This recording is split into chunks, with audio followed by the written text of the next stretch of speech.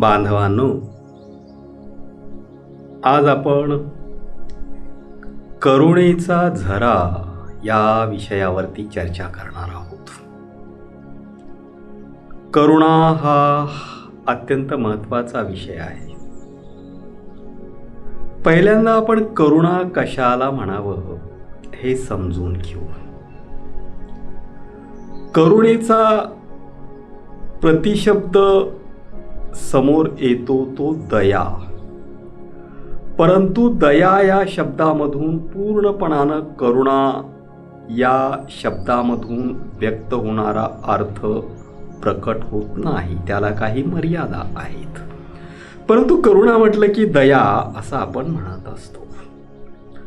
आपणाला ही करुणा काय आहे ती का गरजेची असते, तिचं स्वरूप नेमकं काय आहे आणि करुणेच्या मुळे मानवी जीवनामध्ये काय घडतं, अशा वेगवेगळ्या गोष्टींच्या अनुषंगानं करुणेचा झरा हा विषय आपल्याला समजून घ्यायचा आहे. करुणेचा झरा समजून घेत असताना झरा हा हे आपण समजून घेऊ. झरा, पाझर, पान्हा. जिथे जिथे झरा फुटतो तिथे तिथे आनंद निर्माण होतो. झरा लहान असो, झरा मोठा असो, तो झुळझुळ वाहणारा असतो, खळाळत वाहणारा असो, जिथून जिथून झरा वाहतो त्या त्या परिसराला झरा हिरवगार बनवत असतो, आनंदी बनवत असतो, सुजलाम सुफलाम बनवत असतो. पाण्याचा झरा, मायेचा झरा, दुधाचा पाझर, याच्या साऱ्याच गोष्टी जीवनाला आनंदमय बनवणाऱ्या गोष्टी आहेत. जीवनामध्ये चैतन्य उतरणाऱ्या गोष्टी आहेत. आणि करुणेचा झरा हा जिथे कुठे असतो तो करुणेचा झरा देखील जीवनाला आनंदमयच बनवत असतो. हा जो करुणेचा झरा आहे, करुणेचा पाझर आहे, हा करुणेचा पाझर खरं म्हणजे प्रत्येकच माणसाच्या काळजात कमी अधिक प्रमाणात असतोच. कुणाच्या ना कुणाच्या बद्दल असतोच. करुणेचा झरा जरासाही नाही अशा प्रकारची व्यक्ती या पृथ्वीच्या पाठीवर सापडणं तसं कठीण आहे. हा काय आहे करुणेचा झरा? काय आहे नेमकं करुणा म्हणजे काय आहे? तर करुणा ही मानवी मनातली भावनाच आहे. करुणा ही भावना एका आत्मीयतेतून येणारी असते. करुणा या भावनेमध्ये इतरही अनेक प्रकारच्या भावना समाविष्ट झालेल्या असतात. कोणत्या भावना करुणेमध्ये समाविष्ट झालेल्या असतात? करुणेमध्ये प्रेम ही भावना समाविष्ट झालेली असते.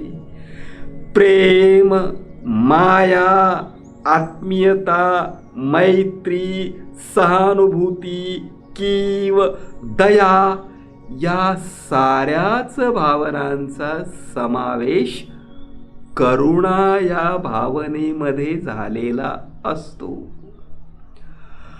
करुणा ही भावना तशी मूल्यात्मक स्वरूपाची असते. जिथे करुणा असते तिथेच मानवता असते. जिथे मानवता असते तिथेच प्रेम असतं, बंधुता असते तिथेच आत्मीयता असते, आणि जिथे आत्मीयता असते तो आत्मीयतेचा भाव तटस्थ राहणारा नसतो, कोरड्या स्वरूपाचा नसतो, अलिप्त स्वरूपाचा नसतो, तर हा करुणेचा, आत्मीयतेचा भाव ज्याच्याबद्दल करुणेचा पाजर फुटतो त्या व्यक्तीबद्दल, त्या समूहाबद्दल काही एक ठोस कृती करायला लावत असतो. म्हणून करुणा हा भाव माणसाला कृतिशील बनवणारा असतो. करुणा हा भाव माणसाला नवनिर्माणक्षम देखील बनवत असतो. करुणा हा शब्द समजून घेत असताना कारुण्य, करुण हा शब्दही आपण समजून घेतला पाहिजे. कारुण्य आणि करुण या शब्दाचा करुणा या शब्दापेक्षा भिन्न अर्थ आहे. कारुण्य म्हणजे दुःख, करुण म्हणजे दुःखद. जे दुःखद आहे, पीडादायी आहे, अशा प्रकारची स्थिती म्हणजे करुण स्थिती, कारुण्यपूर्ण स्थिती असं आपण म्हणतो.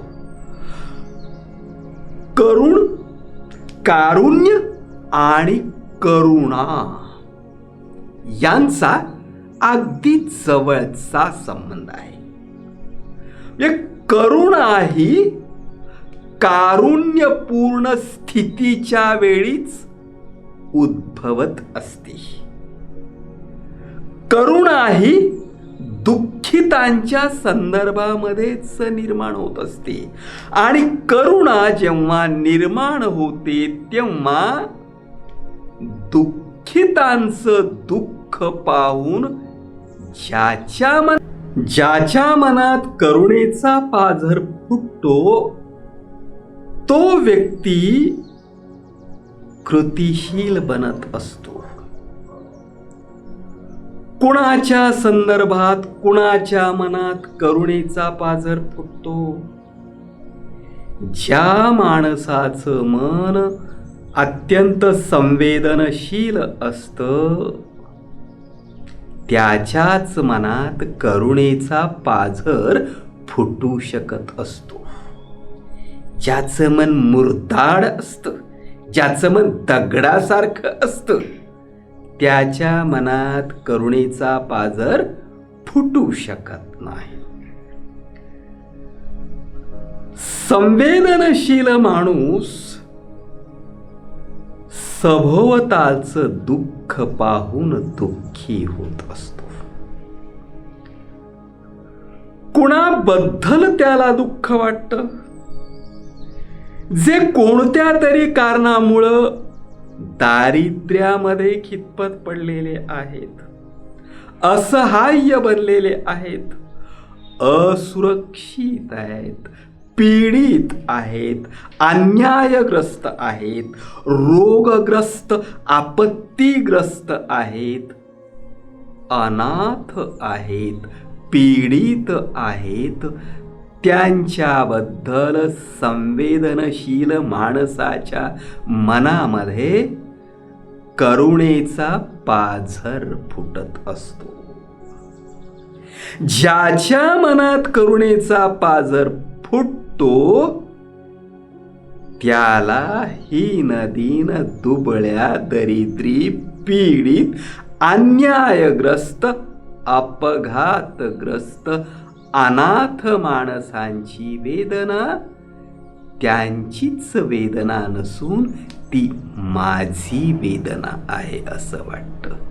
त्यांच्या जखमेतली ठसठस केवळ त्यांच्याच जखमेतली ठसठस आहे असं नाही, तर कारुणिक मनामध्येही अशा प्रकारची ठसठस निर्माण होते आणि मग अशा प्रकारचा कारुणिक व्यक्ती त्या दुःखितांचं दुःख नाहीस करण्यासाठी कृतिशील बनत असतो.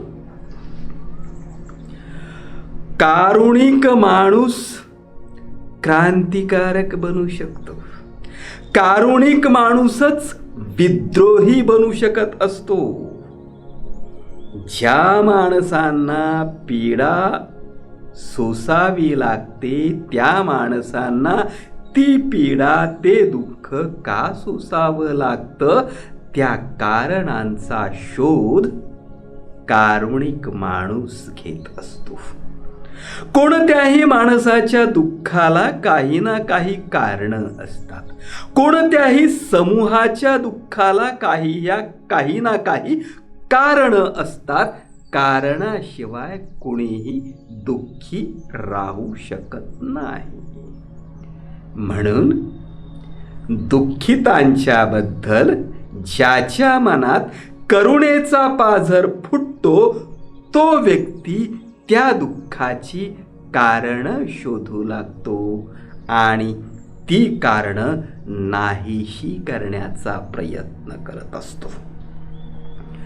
माणसाच्या किंवा मानवी समूहाच्या दुःखाची कारण सभोवतीच्या अन्यायग्रस्त परिस्थितीमध्ये असू शकतात. सभोवतीच्या अन्यायग्रस्त शोषणयुक्त विषमतावादी व्यवस्थेमध्ये असू शकतात. सभोवतीच्या काही माणसांच्या काही समूहांच्या स्ववर्चस्ववादी प्रवृत्तीमुळेही काही मानवी समूहांना दुःख सोसावं लागतं. आणि म्हणून दुःखितांच्या बद्दल करुणेचा पाझर ज्याच्या मनात फुटलेला असतो तो व्यक्ती पीडादायी, दुःख देणाऱ्या, शोषण करणाऱ्या, अन्याय करणाऱ्या समूहाविरुद्ध, प्रवृत्तीविरुद्ध दंड थोपटून उभा राहत असतो. शोषक प्रवृत्तीपासून तुम्ही दूर व्हा, हे शोषण थांबवा, हे इशारे त्यांना देत असतो. परंतु अशा प्रकारचे इशारे देऊन शोषक प्रवृत्तीचे समूह शोषण थांबवतीलच असं नाही, अन्याय थांबवतीलच असं नाही. आणि जेव्हा शोषक प्रवृत्तीची माणसं शोषण, पीडा, अन्याय थांबवत नाही तेव्हा त्या प्रवृत्तीशी कारुणिक माणसाला दोन हात करावेच लागतात. संघर्षाला सिद्ध व्हावंच लागतं. आणि म्हणून कोणताही कारुणिक माणूस दुःखदायी परिस्थिती, दुःखदायी समूह, दुःख देणारी व्यवस्था, विषमतावादी व्यवस्था, शोषणकारी व्यवस्था त्यांच्या विरुद्ध दंड थोपटून उभा राहत असतो आणि संघर्ष करून दुःखदायी, पीडादायी व्यवस्थेला नष्ट करू पाहत असतो. म्हणजेच करुणा अंगी बाळगणारा व्यक्ती कोरडी सहानुभूती बाळगणारा नसतो. करुणा अंगी बाळगणारा व्यक्ती केवळ कोरड्या सदिच्छा व्यक्त करणारा, कोरडा आशीर्वाद देऊन थांबणारा नसतो, तर ज्यांच्याबद्दल करुणेचा झरा निर्माण झालेला आहे त्यांच्या भल्यासाठी, त्यांच्या सौख्यासाठी, त्यांच्या जीवनातील दुःखाचं वाळवंट संपवून त्यांच्या जीवनामध्ये आनंदाचं नंदनवन निर्माण व्हावं याच्यासाठी प्रचंड मोठं कष्ट करायला, संघर्ष करायला कारुणिक माणूस तयार होत असतो. आपल्या देशामध्ये कारुणिक माणसाचं महत्वपूर्ण अशा प्रकारचं उदाहरण कोणतं आहे? तर अर्थातच महाकारुणिक तथागत भगवान गौतम बुद्ध हे भारतीय संस्कृतीमधलं महाकारुणिक अशा प्रकारचं रूप आहे. तथागत बुद्धांच्या मनामध्ये जी करुणा निर्माण झालेली होती, ती करुणा एकूणच या पृथ्वीवरील समग्र मानव जातीच्या संदर्भामध्ये निर्माण झालेली होती. मानवी जीवनात दुःख आहे आणि मानवी जीवनात हे जे दुःख आहे ते दुःख नाहीसं झालं पाहिजे आणि दुःख नाहीसं करण्याचा मार्ग मला सापडला पाहिजे, यासाठीच तथागत भगवान बुद्धांनी प्रचंड मोठं राजवैभव सोडून दिलं आणि दुःख मुक्तीचा मार्ग शोधत ते फिरले. तपश्चर्येचे अनेक प्रकारचे प्रयोग केले, अनेक पद्धतीचं चिंतन केलं. दुःख मुक्तीचे वेगवेगळे मार्ग स्वतः प्रत्यक्ष प्रात्यक्षिक करून आजमावून पाहिले आणि हे मार्ग आजमावून पाहण्याच्या प्रक्रियेमधूनच त्यांना मानवी जीवनातील दुःखाची कारणं कळली. मानवी जीवनामध्ये दुःख आहे ते कोणत्या स्वरूपाचं दुःख आहे? प्रत्येक माणसाच्या जीवनात जे मूलभूत पातळीवरचं दुःख असतं, त्या दुःखाला तथागत भगवान बुद्ध भिडलेले दिसून येतात. काय दुःख असतं मानवी जीवनामध्ये? मानवी जीवनामध्ये स्वतःच्या मनातील इच्छा पूर्ण होत नाहीत तेव्हा माणसाला दुःख होतं. म्हणजे जे हवं वाटतं ते मिळत नाही, इच्छांची पूर्ती होत नाही, तेव्हा माणूस दुःखी होतो. वेगवेगळ्या रोगांच्यामुळे माणूस दुःखी होतो. म्हातारपण हेही मानवी जीवनातल्या दुःखाचं कारण असतं. प्रिय व्यक्तींचा वियोग हे देखील मानवी जीवनातलं दुःख असतं. अप्रिय व्यक्तीचा सहवास हे देखील मानवी जीवनातलं दुःख असतं आणि अंतिमतः मरण हे देखील मानवी जीवनातलं दुःखच असतं. प्रत्येक माणसाच्या जीवनामध्ये प्रत्येकच माणसाला या साऱ्याच्या साऱ्या दुःखाला सामोरं जावंच लागतं आणि या साऱ्याच प्रकारच्या दुःखामधून मुक्त होण्यासाठीचा मार्ग शोधण्यासाठी तथागत बुद्धांनी आपलं समग्र जीवन अर्पित केलेलं दिसतं. दुःख का आहे? दुःखाला कारण आहे. दुःख नष्ट होईल का? दुःखाची कारणं नष्ट केली तर दुःख नष्ट होऊ शकतं. या भूमिका त्यांना दिव्य ज्ञान प्राप्त झाल्यानंतर त्यांनी बहुजन हिताय बहुजन सुखाय अशा प्रकारची भूमिका घेऊन ते जीवनभर आपलं ज्ञान वाटत राहिले आणि त्या कालखंडामध्ये पीडादायी जे वेगवेगळ्या स्वरूपाचे घटक होते त्यांच्या विरोधातही ते दंड थोपटून उभे राहिले. भेदाभेदी व्यवस्था, विषमता, जात्यांधता, उच्च नीचता, कर्मकांडांचं स्तोम, या देखील गोष्टी त्या कालखंडामध्ये सामान्य माणसांचं शोषण करत होत्या, सामान्य माणसांना पीडा देत होत्या. त्या गोष्टींच्या विरोधातही त्यांनी दंड थोपटले. आणि मानवी जीवनामध्ये दुःख आहे कारण अज्ञान आहे, शोषण आहे. मानवी जीवनातलं अज्ञान दूर केलं, शोषण दूर केलं तर दुःख नाहीसं होतं. दुसरी गोष्ट ही की मानवी मनात तृष्णा आहे, मानवी मनात वेगवेगळ्या स्वरूपाचे विकार आहेत. या विकारांच्या मधून मुक्त होता आलं की माणसाला दुःखातून मुक्त होता येतं.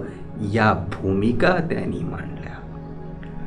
पण विकारातून मुक्त कसं व्हायचं? काम, क्रोध, लोभ, मद, मत्सर हे जे मानवी जीवनामधले वेगवेगळ्या स्वरूपाचे विकार आहेत, या विकारांच्या मधून मुक्त कसं व्हायचं त्याचा मार्ग देखील दिला.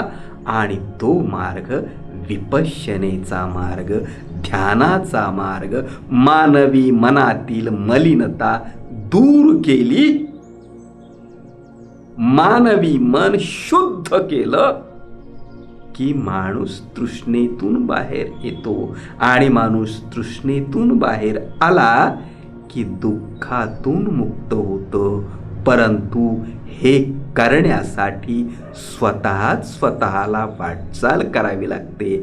कुणाच्या कृपेनं, कुणाच्या आशीर्वादानं, कोणत्याही व्यक्तीला कुठलंही कष्ट न करता, स्वतः वाटचाल न करता, स्वतः प्रयत्न न करता दुःखातून, तृष्णेतून मुक्त होता येत नाही.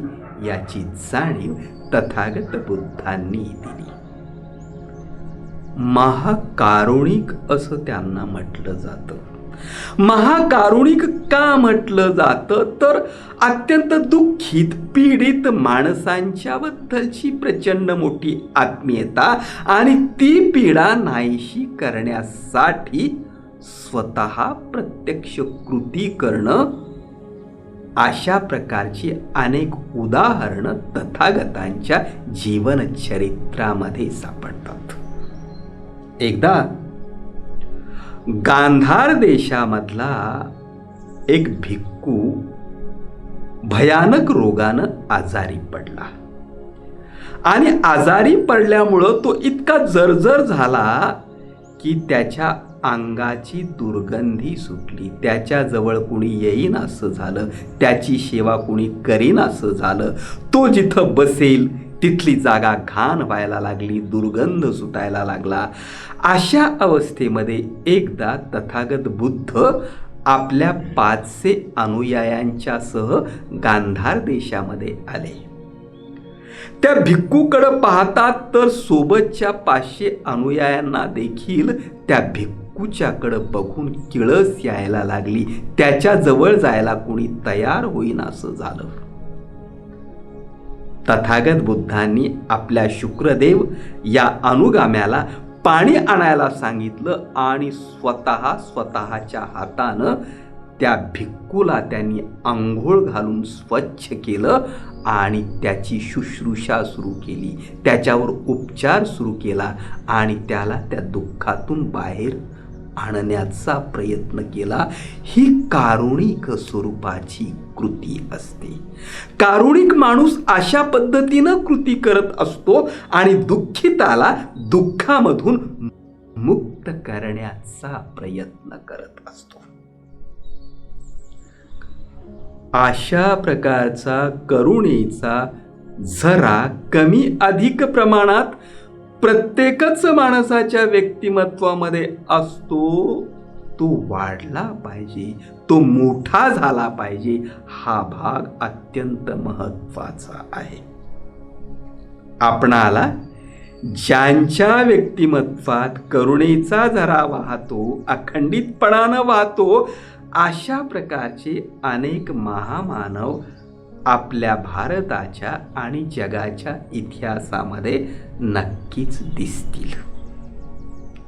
भारताच्या प्राचीन इतिहासामधलं तथागत बुद्ध हे उदाहरण जसं एक सांगितलं, तसं भारताच्या आधुनिक इतिहासातलं ज्याच्या व्यक्तिमत्वामधून, ज्याच्या काळजातून करुणेचा झरा अखंडितपणानं वाहत होता, अशा प्रकारच्या एका महामानवाच्या कृतिशील करुणेबद्दलही मला इथं बोललं पाहिजे. तसे अनेक जण सापडतील, परंतु प्रातिनिधिक स्वरूपामध्ये आधुनिक भारतामधील महान अशा प्रकारचा कारुणिक माणूस कोण, त्याचं उत्तर डॉक्टर बाबासाहेब आंबेडकर हे आहे. बाबासाहेबांचं मन अत्यंत संवेदनशील होतं. बाबासाहेबांच्या काळजातून करुणेचा एक झरा अखंडितपणानं वाहत होता आणि म्हणून त्यांच्या काळजातून वाहणारा जो करुणेचा झरा आहे, तो करुणेचा झरा त्यांना शांत बसू देत नव्हता. ज्या सामाजिक पार्श्वभूमीवर, ज्या ऐतिहासिक पार्श्वभूमीवर, ज्या समाज स्थितीत डॉक्टर बाबासाहेब आंबेडकरांचा जन्म झाला, ती स्थिती अत्यंत वेदनादायी होती, पीडादायी होती. भारताला समृद्ध अशा प्रकारचा इतिहास आहे, त्याचप्रमाणे भारताला संताप यावा, दुःख वाटावं, चीड यावी, अशा प्रकारचा इतिहासही भारताला राहिलेला आहे. भारतामध्ये माणसाचा माणसाकडून सन्मान होण्यापेक्षा माणसाचा माणसाकडून अपमान करण्याच्या प्रवृत्ती ज्या काळात टोकाला पोचलेल्या होत्या, त्या काळात बाबासाहेब आंबेडकरांचा जन्म झाला. माणूस, कुठला तरी माणूस जन्मतः दलित असतो का? जन्मतः हीन दीन दुबळा असतो का? जन्मतः माणूस अस्पृश्य असतो का? मुळीच नसतो. माणूस माणूस म्हणून जन्माला येत असतो, परंतु माणसाच्या सभोवतालची व्यवस्था जर दोषयुक्त असेल, पीडादायी असेल, विषमतावादी असेल, चुकीच्या सिद्धांतांवर उभारलेली असेल, तर समाजातील काही लोक बहुसंख्य लोकांना पीडा देतात, त्यांचं शोषण करतात. अशा स्थितीच्या पार्श्वभूमीवर डॉक्टर बाबासाहेब आंबेडकर या महामानवाचा, कारुणिक महामानवाचा जन्म झाला. सार्वजनिक पाणवठ्यावर पाणी पिण्याची बंदी, स्पर्श विटाळवाना मानला जाणं, पिढ्यानुपिढ्या हीन, हलकी, घाणेरडी मानणारी कामच करायला भाग पडणं, हातात शस्त्र घेण्याची बंदी, ज्ञान घेण्याची बंदी, अंगावर चांगले कपडे घालण्याची बंदी, व्यवसाय, मनाला जो करावा वाटेल तो व्यवसाय करण्याची बंदी, धनसंपत्ती जमा करण्याची बंदी, अशा प्रकारची अनेकविध बंधनं भारतातील शूद्र, अतिशूद्र म्हणवलेल्या कोट्यावधी माणसांच्या वरती लादलेली होती आणि शतकानुशतकापासून ही माणसं प्रचंड मोठी वेदना सोसत होती, दुःख सोसत होती, मुकेपणानं दुःख सोसत होती. ज्यांच्या काळजातून करुणेचा झरा अखंडितपणानं वाहत होता ते डॉक्टर बाबासाहेब आंबेडकर या विषमतावादी व्यवस्थेच्या विरोधामध्ये दंड थोपटून उभे राहिले.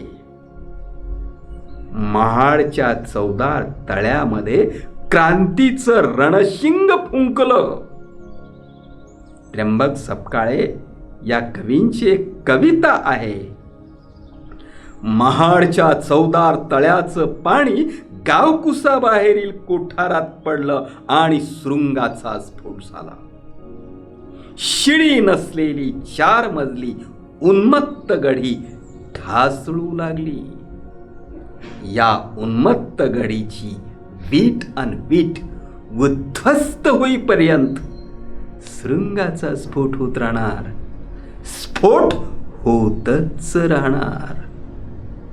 विषमतेवर आधारलेली, भेदाभेदावर आधारलेली, माणसाचं शोषण करणारी, काही माणसांचा अहंकार पिढ्यानुपिढ्या कुरवाळत राहणारी, जन्मता श्रेष्ठतेचं स्थान काही जणांना देणारी आणि असंख्य जणांच्या कपाळावर जन्मताच हीनतेचा, अस्पृश्यतेचा शिक्का मारणारी आणि त्यांचे सारेच्या सारे मानवी हक्क हिरावून घेणारी जी मनुजवैरी व्यवस्था होती, त्या मनुजवैरी व्यवस्थेच्या विरोधामध्ये डॉक्टर बाबासाहेब आंबेडकरांनी रणशिंग फुंकलं आणि त्या व्यवस्थेच्या विरोधामध्ये मानवतावादी मूल्ये घेऊन जीवनभर संघर्ष केला.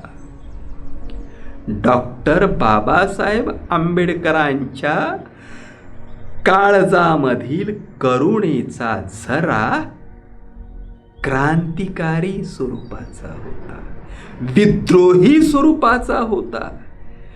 ज्याच्या काळजातून करुणेचा झरा वाहत असतो ते काळीज केवळ रडत बसत नसतं. ते काळीज, ते मन ज्यांच्यामुळे, ज्या व्यवस्थेमुळे माणसासारख्या माणसाला प्रचंड मोठ्या यातना सोसाव्या लागतात, त्या यातनादायी घटकांच्या विरुद्ध तो विद्रोह पुकारत असतो. डॉक्टर बाबासाहेब आंबेडकरांच्या करुणेनं विषमतावादी मनुजवैरी व्यवस्थेच्या विरोधात विद्रोह पुकारला. जी व्यवस्था देवाच्या, धर्माच्या आड उभं राहून शोषणाचं काम करत होती, पीडेचं काम करत होती, जी व्यवस्था अत्यंत प्रतिष्ठा पावलेली होती, त्या व्यवस्थेलाच उद्ध्वस्त करून डॉक्टर बाबासाहेब आंबेडकरांनी भारतामध्ये स्वातंत्र्य, समता, बंधुता, न्याय, मानवता, सत्य, शांती, अहिंसा, बुद्धिवाद, विज्ञानवाद या मूल्यांवर आधारलेली व्यवस्था प्रस्थापित करू पाहणारं नव संविधान भारताला दिलं. आणि डॉक्टर बाबासाहेब हा महाकारुणिक माणूस केवळ भारतीय संविधानाचा नव्हे, तर हा माणूस आधुनिक भारताचाच शिल्पकार बनला. या आधुनिक भारताच्या शिल्पकारानं हिंदू कोड बिलाच्या माध्यमातून भारतातील तमाम स्त्रियांना देखील दुःखातून मुक्त करण्याची प्रभावी अशा प्रकारची कायदेशीर दिशा दिलेली आपणाला दिसून येते. करुणा हे महत्त्वपूर्ण अशा प्रकारचं जीवन मूल्य आहे. करुणा हे जीवन मूल्य प्रत्येकच माणसानं आपल्या व्यक्तिमत्वामध्ये बिंबवणं, व्यक्तिमत्वामध्ये बाणणं अत्यंत गरजेचं आहे.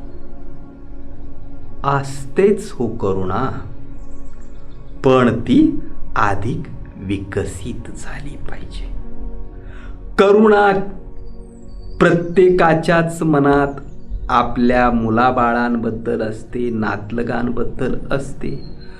परंतु आपली करुणा एवढी संकुचित, एवढी मर्यादित ठेवून नाही चालत. आपल्या करुणेचं आभाळ असं विशाल झालं पाहिजे.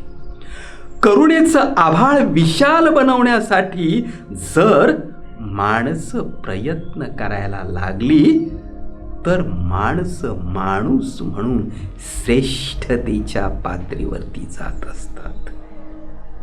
जो व्यक्ती स्वतःच्या व्यक्तिमत्वात करुणा हे मूल्य रुजवतो, करुणेचा अंगीकार करतो, त्या माणसाच्या व्यक्तिमत्वातील स्वार्थ, संकुचितता, भ्रष्ट प्रवृत्ती, हिंसक प्रवृत्ती, शोषक प्रवृत्ती, स्ववर्चस्ववादी प्रवृत्ती, ही सारीच्या सारी प्रवृत्ती गळून पडते.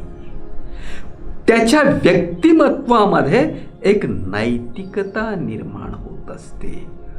आणि जरा प्रत्येकच माणसानं हे गंभीरपणानं लक्षात घेणं गरजेचं आहे की जीवनाची कमाई ती काय? केवळ धनसंपत्ती कमवणं, याला लुबाडणं, त्याला लुबाडणं, याचं शोषण करणं, त्याचं शोषण करणं, आपलं वर्चस्व इतरांच्या वरती लादणं, यामध्ये मोठेपणा नसतो. तुम्ही पृथ्वीवरील साऱ्याच्या साऱ्या माणसांच्या बद्दल किंवा किमान सभोवतीच्या माणसांच्या बद्दल तुमच्या मनामध्ये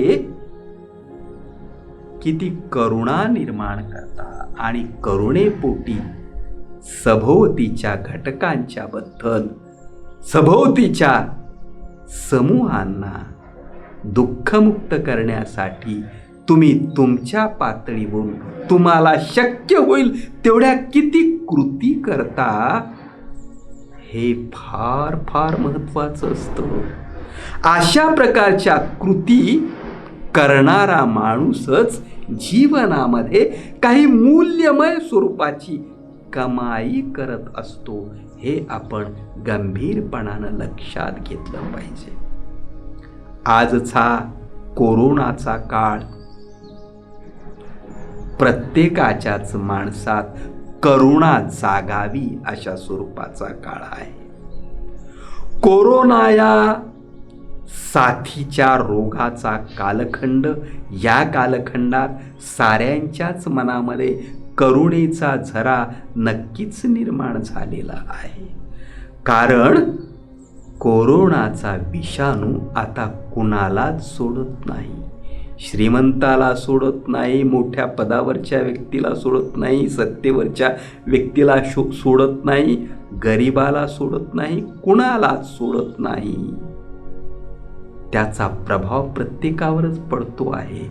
अशा काळामध्ये करुणेपोटी सारं जगच कोरोनाच्या विरोधामध्ये लढण्यासाठी सिद्ध झालेलं आहे. परंतु अशाही काळामध्ये माणसं काही क्रूरपणानं वागतात. हे शोभणारं नाही. डॉक्टरांचा वर्ग, नर्सेसचा वर्ग, सर्व वेगवेगळ्या क्षेत्रातले कर्मचारी, सफाई कर्मचारी हे आपल्या ड्युटीचा भाग, कर्तव्याचा भाग म्हणून करतातच. परंतु हे काम करत असताना त्या विषाणूची बाधा आपणालाही होऊ शकते हे माहीत असूनही जिद्दीनं आरोग्याच्या क्षेत्रामध्ये, वैद्यकीय क्षेत्रामध्ये काम करणारा जो वर्ग आज मोठ्या प्रमाणात काम करतो आहे, त्यांच्या मनात नक्कीच एक करुणेचा झरा झुळूझुळू वाहतो आहे असंच आपणाला म्हणावं लागेल. परंतु अशाही काळामध्ये स्वार्थी, आत्मकेंद्रित, आत्मतलबी अशा प्रकारच्या प्रवृत्तींचंही दर्शन घडतं आहे. हे अत्यंत वाईट आहे. अशा प्रकारच्या बातम्या येतात की डॉक्टर, खाजगी क्षेत्रातले डॉक्टर कोरोनाग्रस्तांची मोठ्या प्रमाणात आर्थिक लूट करतायत.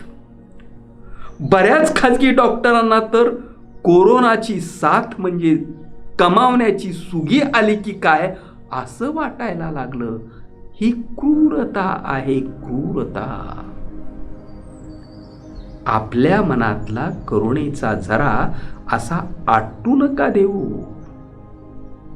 केवळ पैसे कमावण्यासाठी या साथीच्या रोगाकडे कमावण्याच्या दृष्टिकोनातून जर तुम्ही पाहत असाल तर तुमच्या इतके क्रूर तुम्हीच, तुमच्या इतके अमानुष तुम्हीच. म्हणजे जे कुणी केवळ ही आपणाला कमावण्याची संधी आलेली आहे, सुगी आलेली आहे, अशा मानसिकतेनं जे विचार करतात आणि त्या पद्धतीनं रुग्णांची लुबाडणूक करण्याचा प्रयत्न करतायत ते क्रूरच आहेत. आणि जे निस्वार्थपणानं या रुग्णांची सेवा करतात ते कारुणिक प्रवृत्तीचे आहेत असं म्हणावं लागतं. प्रत्येकच माणसाच्या मनामध्ये वास करणारा करुणेचा झरा मोठ्या प्रमाणामध्ये वाहत राहो अशा प्रकारची अपेक्षा मी व्यक्त करतो आणि थांबतो. धन्यवाद.